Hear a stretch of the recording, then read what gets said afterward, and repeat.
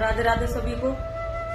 तो फिर लेकर आई हूँ आपके लिए राधा रानी की एक ऐसी कहानी जिसे सुनकर आपके भी रोंगटे खड़े हो जाएंगे। तो एक औरत थी रमा नाम की, जो किसी गांव में रहती थी।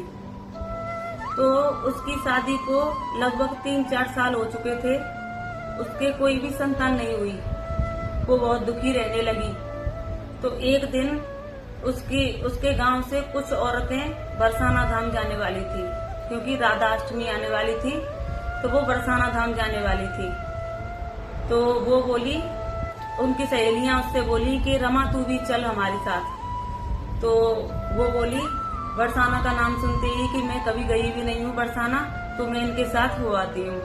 वो लगभग 8-9 दिन के लिए जा रही थी। तो उसकी सास ने कहा, तू उनके साथ चली जा, क्या पता राधा रानी तुझे संतान दे दे। तो उसका भी मन हो गया और उसने सारी तैयारियां कर ली अपनी। सुबह जाने वाले थे सब। तो रात को जब वो सोकर उठी तो उसका पैर सूज गया और बहुत दर्द होने लगा उसके पैर में। और पैर ऐसा हो गया कि उससे चला भी नहीं जा रहा था। तो उसकी सास बोली कि तू रहने दे, फिर कभी चली जाना, अब तेरे पैर में बहुत ज्यादा सूजन आ गई है, तू चलेगी कैसे, वहां तो चलने का ही काम है। तो रमा बोली, नहीं मैं तो अभी जाऊंगी। और वो अपनी सहेलियों के साथ बरसाना धाम चली गई। तो वो बरसाना धाम जैसे ही पहुंचे सीढ़ियों पर, तो सभी राधे राधे नाम लेकर सीढ़ियों पर चढ़े जा रहे थे। तो रमा के पैर में चोट थी, उसका पैर बहुत सूजा हुआ था, तो उससे चला नहीं जा रहा था। तो वो अपनी सखियों से बोली कि आप जाओ ऊपर अटारी पर, मेरा इंतजार करना, मैं आपको वहीं मिलूंगी। तो वो सखियां चली गईं ऊपर और वो धीरे धीरे चढ़ती जा रही थी। तो एकदम रमा का सीढ़ियों से पैर फिसला और वो गिरने ही वाली थी। जैसे ही एक 7-8 साल की बच्ची ने आकर रमा का हाथ पकड़ लिया और बोली, मैया ये क्या कर रही हो, अभी गिर जाती, आपको चोट लग जाती।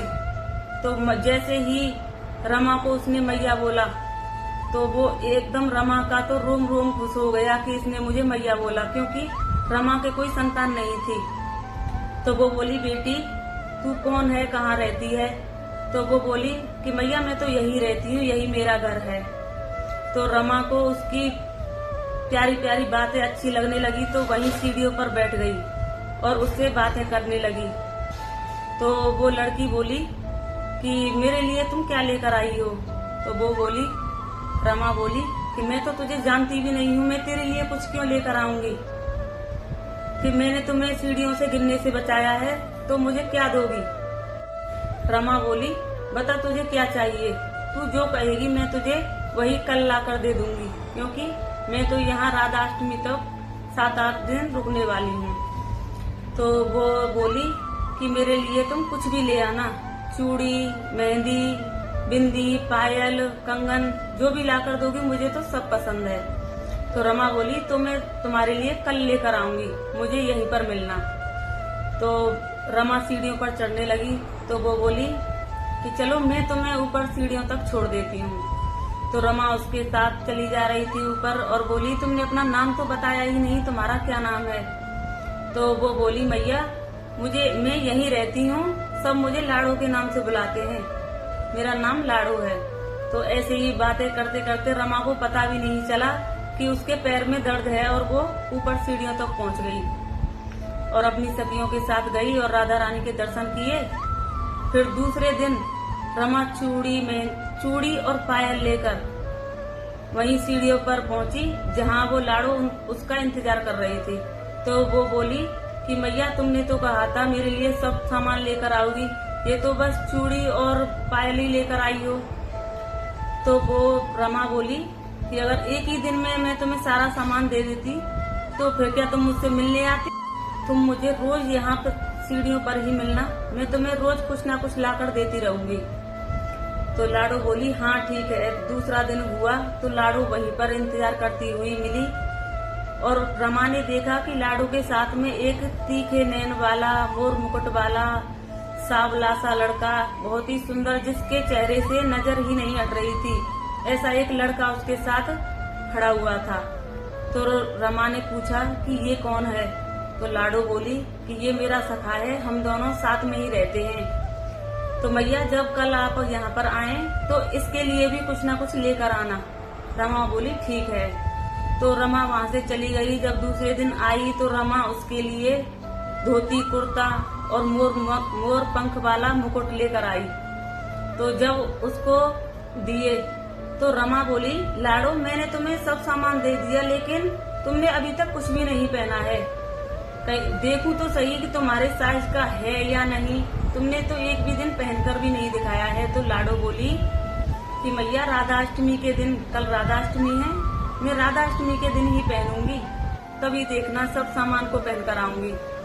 तो रमा बोली ठीक है। दूसरे दिन राधाष्टमी थी तो रमा नहाई धोई और राधा रानी के मंदिर में पहुंची।